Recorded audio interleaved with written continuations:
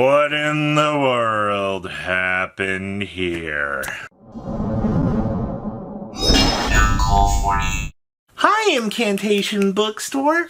Make sure you guys smash the living crap out of that subscribe button so you guys don't miss out on more awesome content. Oh boy, this is the horror that we have actually reached now.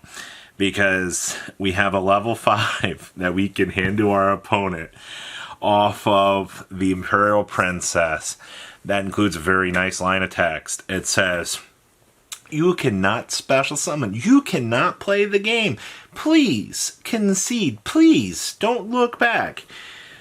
This is not a surprising turn of events to see that yet another floodgate has been determined to be actually playable by the community. And honestly, why would you be surprised to see that a level 5 spellcaster would be, an actual playable card? And I don't know why the community has been like surprised Pikachu faced about this. Any card that puts a lock on you is now going to be a card that you're going to have to consider actually looking towards in the future. So, I guess your takeaway from this, surprise!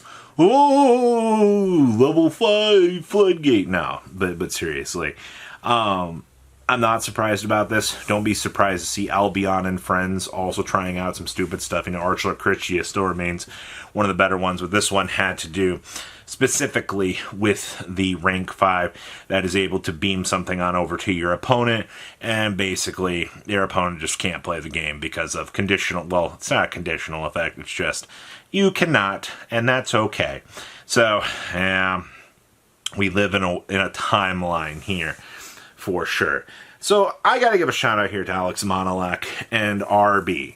Now, I know that this is the What in the World is Happening video, but this is truly, in my opinion, one of those times that I get to be excited. So, fully looking at Monolek's new list, and I will post this on the channel. You're just going to have to give me about a day to process through all the YCS information to get this out. But I can tell you, if you're an RB player right now, Pillars of the Future Psychonos is going to be something that you might want to consider in RB. Alex Monolek is by far, I think, become, in my opinion, one of the most infamous players. And to finish 40th place out of this weekend's YCS is, no easy feat. Yeah, it stinks that, he didn't technically make top 32, but finishing 40th place is still a specter, especially with RB of all decks. And he's been trying out every build underneath the sun. I have seen this guy taking to Refine's Case tournaments some of the craziest builds for RB that you can think of within the realm of things. Especially, the Cyber Dark version I thought was one of the better builds that, they come up with. But now we're cooking on the concept of building Sky Striker cards into this deck. I truly believe that is innovation at its finest. So give me some time here.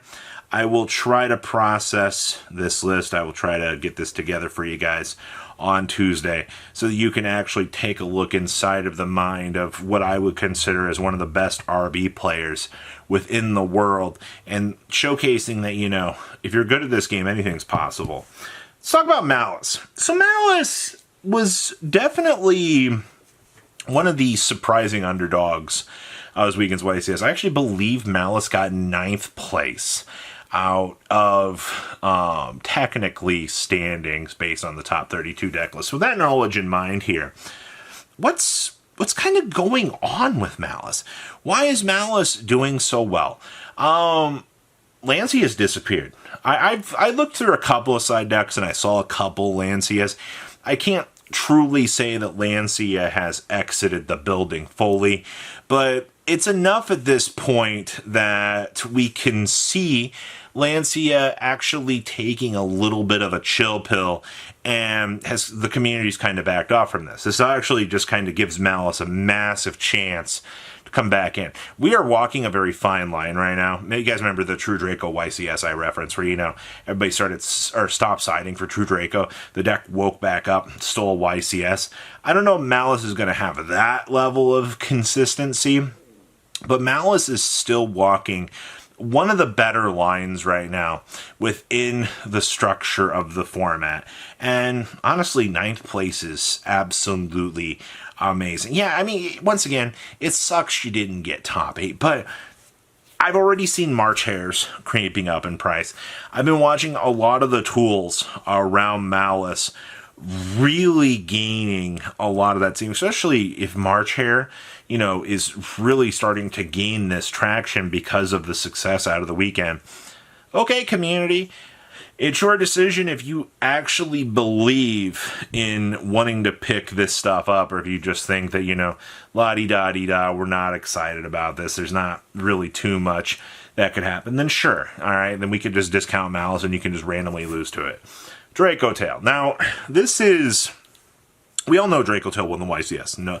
Nobody is going to doubt that fact. What I find most interesting about the whole idea about this is the community has finally come to the realization that, oh shit, Dracotail's actually a real deck. And you've got people looking around out here you got the surprise Pikachu faces going around in full steam. And honestly, it's kind of impressive. This deck has like the built-in anti-mirror match card with the Secretarian Dragon. Like, you have blowout cards to handle these sorts of situations. I get it, all right? But my takeaway here is players are realizing, hey, we can do a lot of this. Dimensional barrier is no longer a problem. Well, actually, I think that was the thing. The minute dimensional barrier exodus out of the format, you kind of saw this explosion of Dracotail things. And then also, we did get the Fallen and the Virtuous stuff. Honestly, the Fallen and the Virtuous spell card was one of the craziest game changers that, this deck could have actually had. And honestly, I think that's where the real discussion needs to be. That massive change around within the format because of that actually is kind of interesting to think about. So, right now, yes, Dracotail is, I think, one of the 2 best decks in the current format. It's it and Mitsurugi Yumi. They're really fighting it out at the top. And I do think that you are going to, see some interesting stuff, especially in terms of the Bystials being included within the engine too. I would keep an eye on that. Which brings us to Radiant Typhoon. So if you are a Genesis player, you're going to get a kick out of this, because the Radiant Typhoon just continues to give in Genesis format. But I actively believe that this is just because Konami just chose to ignorantly allow this deck to stick around for a while. Because when you give a deck a literal Destiny draw that I can use during the draw phase, you give me a double-headed Searcher, you give me Mystical Space Typhoon, which, by the way, Genesis format with Radiant Typhoon running around will never have a stable back row, because you're just like, you get an MST, you get an MST, you get an MST. You just ninja star in these things back and forth into these back rows. It's just, they're never going to connect. Like, that's the thing. And honestly, we will have to wait and see if Konami approaches actually wanting to do something to this deck in the future. But the time being tells me that Radiant Typhoon in Genesis, it's a real deck. It is something that players are going to look at. It's something that players are going to be like, hey, this is kind of a good deck. I think a Radiant Typhoon core costs $40 right now. So, honestly, it's not a terrible pickup if you want to play Genesis. But, it just depends on when the next point adjustments are going to come down. But with that being said, everybody, it's been a week. It's been a very big week for this game. So please, comment down below, tell me what you guys think, and I'll see your beautiful faces back here in day, guys. Patrons! Thank you!